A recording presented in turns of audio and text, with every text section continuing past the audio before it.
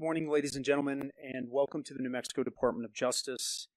I have had the opportunity to stand. I've had the opportunity to stand behind this podium to announce a number of initiatives and investigations undertaken by our agency in an effort to serve and protect the people of New Mexico, to uphold our values, to do everything in our power to make sure that we have the resources available to our most vulnerable citizens to make sure that they thrive. But I am here today to speak about an issue that is frankly very personal for me. For those of you who are unaware, I began my career as a child abuse prosecutor. And oftentimes child abuse prosecutors get an insight into how the criminal justice system not only works, but also our child protective services and the Children, Youth, and Families Department operates. I have endeavored over the last several years to give the governor and her secretaries and her leadership team the time and space that I thought was necessary to bring about fundamental change inside of that agency. But today marks a stark turning point in terms of this office's engagement on this issue. And it is my sad duty to talk about what precipitated this change and approach. A little more than 10 days ago, 16-year-old Jaden Garcia was discovered at AMI Kids, which is a congregate care facility in the city of Albuquerque. By all indications, Jaden, like so many children in CYFD custody, had a turbulent life. He had experienced a great deal of trauma, and he was, like so many children in our state, looking for help from the adults and the government agencies that were charged with protecting him. And sadly, he took his own life in a facility that we know is not in the best interests of traumatized, abused, and neglected children. And his death is, I think, for me, a turning point in terms of how we're going to address the failures at CYFD. His death is a tragedy, but it is also a moral failing. The state of New Mexico failed to protect this child. The state of New Mexico has failed to honor its legal and moral obligations under a variety of legal agreements that they have entered into. And simply put, enough is enough. I will not tolerate the excuses, the assurances. I think we have all grown tired of waking up and hearing about another child who's been injured, another child who's been hurt, another child in state custody who's been killed. And for that reason, the New Mexico Department of Justice will initiate a formal investigation into the facts and circumstances that led up to the death of Jaden Garcia. But we will not stop there. We intend to conduct a comprehensive and wide-ranging investigation into various reports of children who have been referred to CYFD as victims of abuse and neglect, who have been placed in congregate care and in other facilities, who have been improperly housed at CYFD offices, who have been sexually assaulted in those offices, abused by armed guards in those offices, who deserve better and deserve more from this state and from the agencies charged with protecting them. This investigation will take several months, and we will use every available investigative tool and resource at our disposal. The ultimate objective is to prepare a comprehensive review and report for the incoming Office of the Child Advocate, so that the new Child Advocate has a blueprint of the issues that have plagued this agency and this state for decades now. And it is my hope that by shining a light on the problems inside of the agency and on the problems that New Mexico has in protecting its most vulnerable children, that we will begin the necessary process of fulfilling not only our legal obligation to our most vulnerable citizens, but fulfilling our moral obligation to do by these kids. I am committed to deploying every resource that we have and getting the answers that we are entitled to so that we can move this state and this agency in a new direction. I am proud to be joined today by two individuals who have been committed to this fight and to this issue for a long time. First, Gary Housesapian, the Chief Executive Officer of Disability Rights New Mexico, and Marilyn Beck, the Founder and Executive Director of New Mexico Child First Network. I'm going to invite Marilyn to step forward and offer a few comments. I think many of you know her from her advocacy in this space, her work in the Roundhouse, her relentless pursuit of justice on behalf of these kids, and somebody who is profoundly committed to making sure that we do better in terms of what we expect from an agency that is legally and morally obligated to do more and to make sure that these kids are protected. So with that, Marilyn Beck. Thank you. My name is Marilyn Beck. I am the founder and executive director of New Mexico Child First Network. We are a nonprofit dedicated to improving the lives of children in foster care and empowering those who serve them. I started this organization 7-8 years ago as a former foster parent. I'm here because as a former foster parent, I fostered 12 teenagers who are very similar to Jaden. I want to read something from someone who knew Jaden. Jaden was a sweet, red-headed boy who loves basketball shorts and going to work, and was completely and utterly failed by so many. He is also loved by many more than he knew, and it is days like this that being a part of this broken system seems impossible. My heart is shattered. It is important to note that this death was preventable, that the signs were there, and we should not be housing our children in warehouses of neglect like congregate care. We know this. The federal government has done some pretty significant investigations into its efficacy. What these children need to heal from their trauma is homes. Children need relationships to thrive and recover from their children. They need excellent parenting every single day through committed, developmentally informed relationships with adults.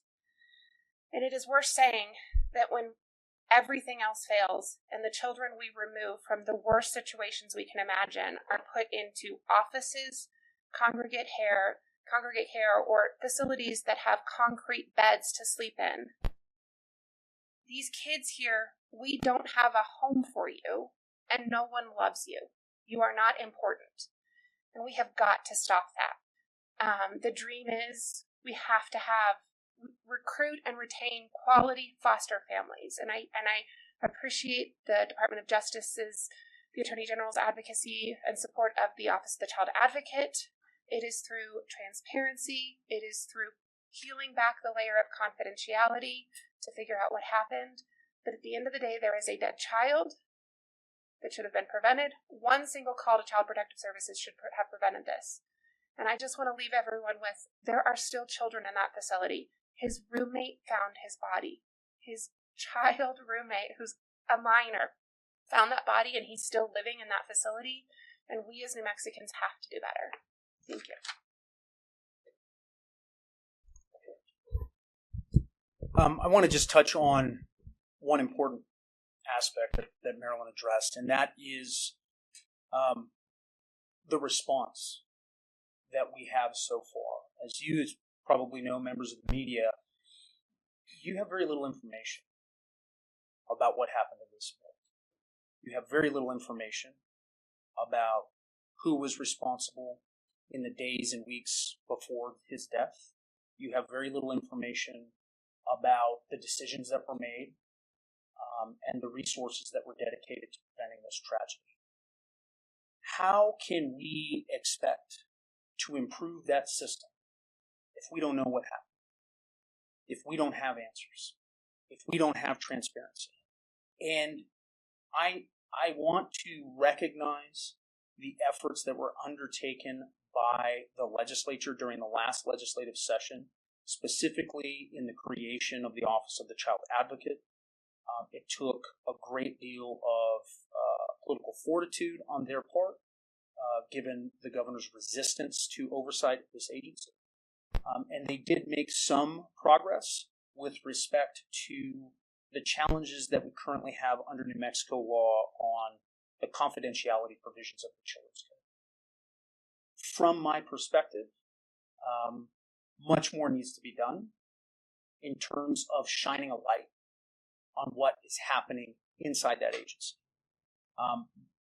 Much more needs to be done to reveal what kind of resources are available, what kind of policies are in place, and ultimately who is responsible for making these decisions.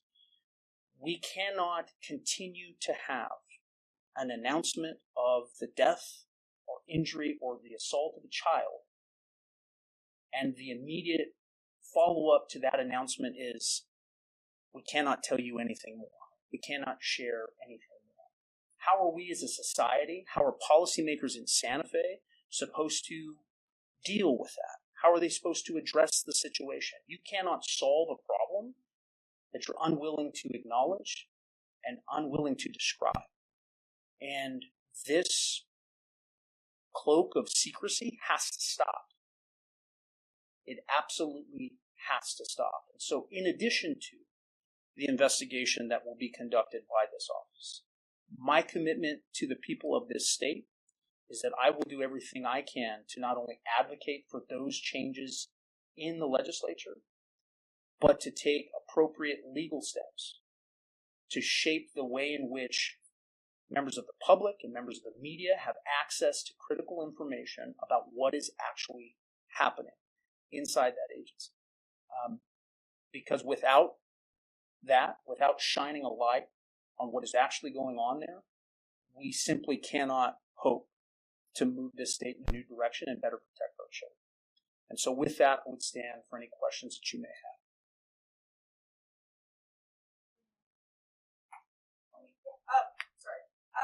Do we know, so I saw in the press release, do we know how long he was, it says that he was at AMI for a period, but it also says he was at the office prior to that. Do we know the period of time that he spent in the office or in the congregate care facility? No, at this point, we don't have that information, but that's precisely the kind of information that will be uncovered. I know AMI is supposed to have access, I don't know, to virtual or harder to mental health resources, sort of things that may not have that. Again, we don't know yet what kind of behavioral health services he was provided. That the delivery of those services, the frequency of that kind of support is going to be one of the aspects that we are going to be looking into. My larger concern is reflected in the guidance that Marilyn referenced from both the federal government and also from experts on child welfare who uniformly reject the placement of children in congregate settings like this, particularly children who have previously experienced trauma, who have been the victims of abuse and neglect. Most experts in this space recognize that this is precisely the kind of environment that kids who have previously experienced trauma should not be placed in, because by grouping them together in that way without adequate resources, you increase the possibility of something like this occurring. how do you plan on going about getting information from that? So I won't comment specifically on all of our investigative tools, but I will say that every available tool that this agency utilizes will be undertaken in this instance. Do you predict the fight? I don't know yet if there's going to be resistance on the part of the department. My hope would be that we would focus on getting to the bottom of what happened, to getting to the truth, and not resisting the kind of oversight that I think everyone believes is necessary. I won't be deterred in any way by the resistance of other stakeholders in this situation, and so we are prepared to do what we have to do to get to the bottom of it. But my hope is that that can be avoided. I know that there was some rhetoric used recently, both in the signing of the bill that authorized the child advocate and in the decision to line item veto the funding for the establishment of that office. My hope is that that is not indicative of the administration's position moving forward. But if it's a fight that needs to be had, we're prepared to do that. I think one of the criticisms we heard from the department General over H5 was that there may be a conflict of interest when your office does represent the state related to certain cases. Do you anticipate that there being a conflict of interest in this investigation? How would you respond to that? Well, first, I think there's a fundamental misunderstanding about the nature of my role as an independently elected executive officer in a government that is defined by divided executive authority. I have the ability to both prosecute and defend on behalf of the state. I also have authority to protect the constitutional rights and the welfare and interests of the citizens of this state. And I will not use this office to defend unconscionable legal practices or unconstitutional practices, or in any way support an agency that's failing to meet its legal or constitutional obligations. That's simply not something that will be done. And another way to think about this is the Office of the Attorney General is something that has its own independent judgment to render in cases.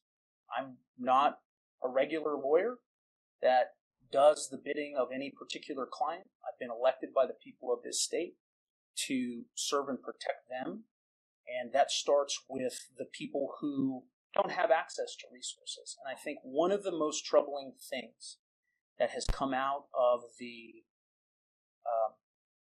let's say, the political aftermath of the passage of those bills and the funding for that office is that there seems to be a misplaced focus on the adults at CYFD, on the impact of the grown-ups who work there, and very little discussion about what is in the best interest of children. And look, right now, there's another Jaden Garcia somewhere in this state. There's another one. Somewhere in this state, there's a kid who is desperate for help, who's been hurt, who's been abused, who's been placed inside this system, and who's to speak out for him? Who's to step up and protect him? How does he advocate for behavioral health services? How does he advocate for a safe and loving home? How does he advocate for a caseworker that has the resources and tools that they need? That's my job. And I'm prepared to defend that position with anyone who seeks to have a different interpretation of my role. But my job is to protect vulnerable people, and that's what I intend to do. What would be your solution? I mean, we hear all these stories of parents who are losing their kids, and people start commenting, well, why doesn't CYFD take the kids? But then we hear situations happening like this at CYFD, so I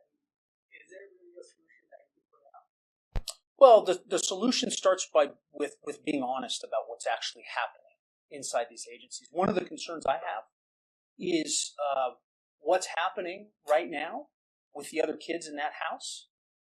What's happening with Jaden's siblings? I'd like to know right now.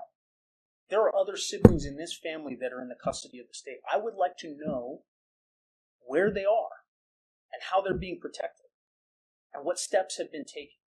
And when you go and ask those questions, which I hope you do, you already know what answer you're going to get. We can't tell you. We can't say anything. And what assurance is that in a system that repeatedly leads to the death of children and the abuse of children? These are kids that are coming from broken homes and neglect and abuse, and they go into a system that leads to more neglect and abuse. And it's unacceptable. It's simply unacceptable to have and I want to make another really important point. I do not want to hear excuses from the leaders of this agency and this administration. This administration has inherited billions of dollars in surplus every single year. Every single year. Is it being deployed on behalf of those kids? Is it being spent in a way that supports and helps them? We should know. We have a right to know. And right now we don't. Right now we don't. My role is to uncover the truth. My role is to get to the bottom of the facts and circumstances of this case and similar cases, and leave it to the policy experts and others who have worked in this space to provide meaningful guidance on what needs to happen next. But you will not have a solution as long as this lives in darkness, which is what is happening right now. All right, we'll do one more back. Yeah. Or as you speak about lack of transparency, I'm curious who's being non-transparent. CYFD is a community state in the states. So the little information that we have right now, we have as a result of, frankly, of public reporting by the media. One of the things that has been reported by various outlets is that the department's response is, we can't give you any information other than confirming the fact that a death occurred. And so reporters and journalists have done a good job of trying to piece together Jaden's story by doing background interviews, by talking to other kids, by talking to family members. But I think most people expect their government to just be forthright about what happened. And you raised a really important example, right? Think about what we have done with police accountability in this country. Think about how much that has changed in the last 30 or 40 years. We have officers that wear body-worn cameras. We have reports that are subject to IPRA. Every aspect of an encounter with an agent of the state who is armed with a badge and a gun is recorded and reported and available to the public so that we have a sense of accountability. I know the transition from the way law enforcement used to be conducted to what it is now has been a difficult one. It's been a cultural shift, but I think fundamentally it is a necessary step in terms of giving the public confidence and frankly giving officers some measure of protection against false accusations. I am not advocating for that level of transparency in this space because there are certain privacy interests that children should have, especially abused and neglected kids. We do not want to mark them for life because they were abused or neglected as children or sent to foster care. But there's a way to protect their privacy interests without shielding the misconduct that takes place elsewhere inside the agency and within the other actors inside this space. the fact that we don't have basic information from the government, this child was in state custody. And right now, you don't have basic facts and information. And I'm prepared to test the law in this space, and I'm prepared to advocate fundamentally for a change in the law if that is what's required. But this idea that we are going to shield every aspect of information from public disclosure behind this blanket shield on child confidentiality, it's facilitating and making possible a continuation of a system that is broken and failing kids. I want to thank you for being here, and I appreciate your attention to this. I will ask for one more request, if you'll permit me, and it's for the people who will be watching this story, people who are frustrated about CYFD, people who want to do something and don't know what to do. Please, if you are able, sign up to be a foster parent for kids. As hard as it is, and as challenging as it is to navigate that process, if you are compelled to try and do something on a personal level, signing up to be a foster family and a foster parent for one of these kids is the most important thing that you can do as an individual. And I don't want to miss the opportunity to encourage people to think about doing that if they're able. So, thank you very much.